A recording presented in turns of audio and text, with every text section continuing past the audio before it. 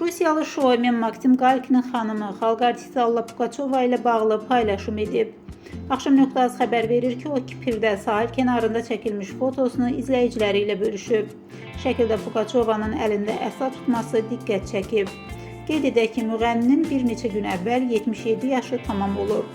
2022-ci ildə Pugaçova və Galkin əkizləri ilə birlikdə İsrailə köçmüşdü. Daha sonra İsrail-Fələstin münaqişəsinin yenidən alovlanması səbəbindən ailə Kiprə yerləşmişdi.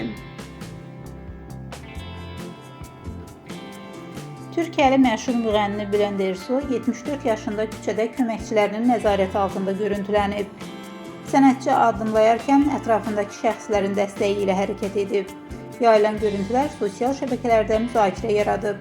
İzləyicilərin əksəriyyəti onun halsız göründüyünü vurğulayaraq 74 yaşında canı tez düşüb, artıq köməkçilərinin nəzarətinə ehtiyac duyur kimi fikirlər səsləndiriblər.